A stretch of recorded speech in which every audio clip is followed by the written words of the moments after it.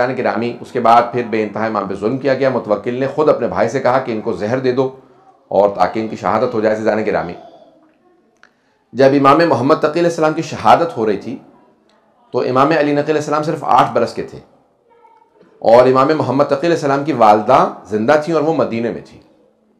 تو امام علی نقی علیہ السلام نے رو کے اپنی دادی سے کہا دادی اماں آج میرے بابا کی شہادت کا دن ہے. تو جناب صدیقہ خاتون رونے لگیں. کہا بیٹا ایسا مت کہو, میرا 25 برس کا جوان بیٹا ہے. کہا دادی اماں وہ جو اللہ کا ایک فرشتہ ہے جو امام کے ساتھ رہتا ہے نا, وہ اب میرے پاس آ گیا ہے. اس کا مطلب ہے میرے بابا کی شہادت ہو گئی ہے. میں آپ سے سوال کروں, کسی ماں کو اگر بیٹی کی شہادت کی خبر ملے تو کیا حالت ہو گئی ہوگی؟ روایت کے الفاظ ہیں جناب صدیقہ خاتون بے انتہا رونے لگیں, تڑپنے لگیں اور ایک ہی دلاسا تھا, وہ ان کا پوتا, وہ جو 2 پوتے اور 1 پوتی تھی, ان کو سینے سے لگایا, پیار کرنے لگی, رونے لگیں. کہا کہ میرا بیٹا مارا گیا.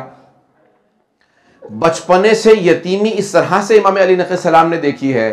میں سوال کروں یتیمی کیسی بلا ہے؟ یہاں تک کہ پیغمبر السلام فرماتے ہیں یتیم بچے کے سامنے اپنے بچے کو پیار نہ کرو. پوچھا کیوں مولا؟ کہا کیونکہ جب وہ دیکھتا ہے نا کہ کوئی اپنے بچے کو پیار کر رہا ہے تو اس کا دل ٹوٹ جاتا ہے. عزیزان گرامی روایت کے الفاظ یہ ہیں کہ جب پہلی عید آئی تھی نا امام حسن مجتبیٰ کی شہادت کے بعد, یہ مسلسل جب عید آیا کرتی تھی تو امام حسین علیہ السلام جنت البقیع اپنے بھائی کی قبر پہ جایا کرتے تھے تو اپنے بچوں کی انگلی پکڑتے تھے لیکن سر پہ ہاتھ نہیں رکھتے تھے. تو کبھی کسی نے پوچھا اتنا پیار کرتے ہیں تو آپ بچوں کو کیوں نہیں پیار کرتے؟ کہا جب میں قاسم کو دیکھتا ہوں تو مجھے احساس ہوتا ہے کہ میرا بھتیجا کبھی یتیمی کا احساس نہ کرے, اپنے بابا کو یہ محسوس نہ کرے میرا باپ سر پہ نہیں ہے, اس لیے میں اس کی محبت میں اس کو زیادہ پیار کرتا ہوں, اسے سینے سے لگاتا ہوں, اس کے سر پہ ہاتھ رکھتا ہوں, اپنے بچوں کے سر پہ ہاتھ نہیں رکھتا تاکہ میرے بھتیجے یتیم بھتیجوں کو یہ محسوس نہ ہو کہ دیکھو ہمارے جو چچا زاد بھائی ہیں ان کے سر پہ ہاتھ رکھنے والا ہے لیکن ہمارا باپ سر پہ موجود نہیں ہے. عزیزان گرامی یتیمی عجیب چیز ہے. امام علی نقی علیہ السلام نے 8 برس کے سن سے یتیمی دیکھی اور مسلسل یہ دیکھتے رہے کہ ہر طرف سے ظلم ہوتا رہا امام علیہ السلام پہ. عزیزان گرامی جب جناب سکینہ بنت الحسین کو پہلا تماچا لگا تھا نا تو انہوں نے اس لحظے میں اپنے چچا کو پکارا تھا اور کہا تھا کہ چچا جان آ کے دیکھیے ذرا میرے کانوں سے کتنا لہو بہ رہا ہے. عزیزان گرامی ایک سوال کروں گا کہ اب ذرا ایک مرتبہ تصور کیجئے, وہ امام علی نقی علیہ السلام جو 8 برس کے سن سے مسلسل اپنے بابا کو محسوس کرتے ہوں گے میرے بابا کہاں پہ کاظمین کے اندر شہید ہوئے, وہاں پہ ان کو دفنایا گیا. عزیزان گرامی اب یہ مسلسل وقت کٹتا رہا یہاں تک کہ آخری لحظات ہیں امام علی نقی علیہ السلام کے.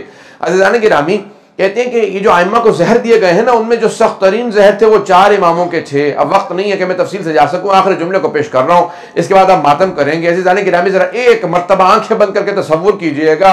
کیا تصور ہے؟ کہتے ہیں جیسا 4 اماموں کو زہر دیا گیا ویسا کسی کو نہیں دیا گیا. کیوں؟ وہ کہتے ہیں جو امام حسن مجتبیٰ کو زہر دیا گیا ویسا زہر کسی کا نہیں تھا. پوچھا کیوں؟ کہا کیونکہ امام کا کلیجہ نکل آیا تھا.